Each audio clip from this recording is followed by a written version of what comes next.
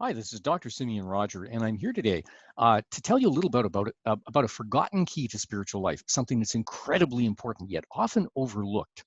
Why you need to see the world around you as it really is, and why you're in big trouble if you don't. Okay, so let me cut to the chase here. We all know that both authentic ancient traditions and modern physics are telling us that the world around us, the one we've been taught to see as solid and real, more closely resembles holographic reality. We know intellectually that matter isn't solid, it's mostly empty space, and the whole thing is simply energy.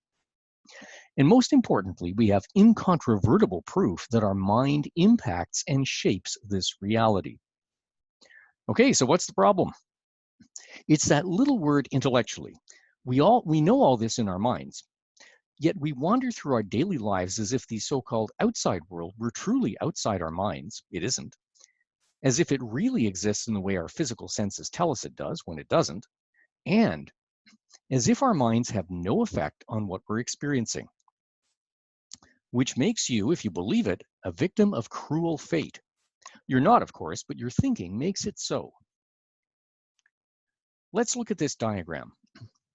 In the green, we have your mind with all of its content, all the emotions you experience on a daily basis, the conditioning you've been subjected to, the traumas you've endured knowingly or unknowingly.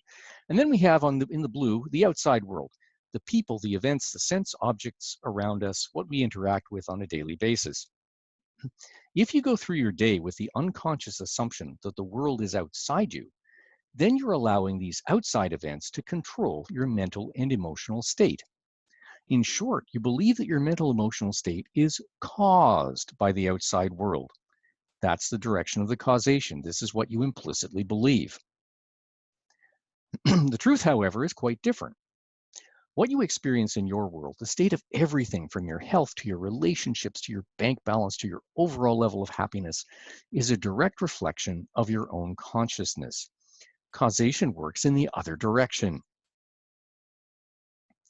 And until you've processed those underlying emotions, scrubbed away society's conditioning, replaced the disempowering emotional patterns, and achieved what the Bible refers to as purity of heart, the so-called outside world will continue to reflect back to you things you don't like, content that doesn't make you feel good.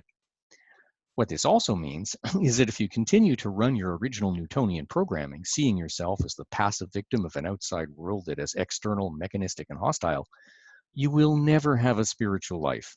Because, for one, spiritual life depends on seeing reality as it is, not as our limited senses portray it to us.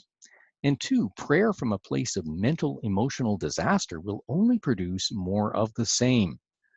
Because you're misunderstanding the purpose of prayer, you're falsifying the method of prayer, and you're failing to understand the most fundamental truth of all.